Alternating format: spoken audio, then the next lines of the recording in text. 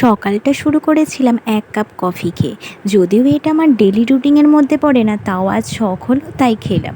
তারপরে কিন্তু বসে গিয়েছিলাম পড়তে। যদিও আমি পড়তে কিন্তু বসিই না কোনো দিনও। কিন্তু এখন যে আমার পরীক্ষার আর মাত্র ৭-৮ দিন বাকি আছে, তো সেই জন্যই বসেছি। তারপরে বিকেলবেলায় চলে গিয়েছিলাম একটু গান প্র্যাকটিস করার জন্য, মানে গানের তালিম নেওয়ার জন্য। তো দেখছো সেখানে গিয়েও কিন্তু আমরা সিরিয়াস একদমই নয়।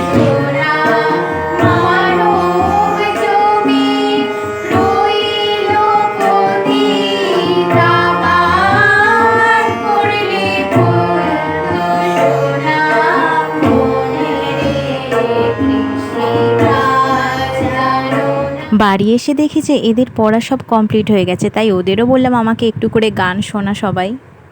কৃষ্ণ হরে কৃষ্ণ কৃষ্ণ কৃষ্ণ হরে হরে হরে রাম রাম রাম হরে হরে। আর এর অবস্থা দেখো, এ তো হেসেই আলা হয়ে যাচ্ছে। ও খালি আমায় বলে যাচ্ছে যে দিদি আমি তো গান গাইতে পারবোই না, তাও বলছিলাম যে এক লাইনও কর। वाली घुटनी गाली गल साड़ी गल गुलाबी पागल कर दे तुझे मोरनी से चांद गुलाबी साड़ी अनि लाली लाल लाल किसते में बारी अनि फोटो मजा का।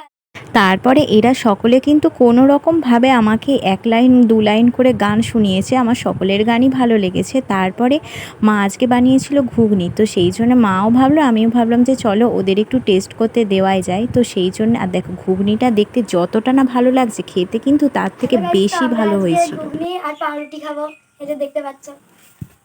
Hi guys, hello guys, hi guys, hi guys. তারপরে কিন্তু আমি আর মা ওদের সকলকেই কিন্তু ঘুগনি আর পাউরুটি দিয়ে দিয়েছিলাম খাবার জন্য। আর শেষে খাওয়া দাওয়ার পরে এদের অবস্থা দেখো, ওরা বলছে ওরা নাকি এত বেশি খেয়ে ফেলেছে যে ওরা উঠতেই পারছে না। তারপরে আমি নিয়ে গেছিলাম আমার জন্য।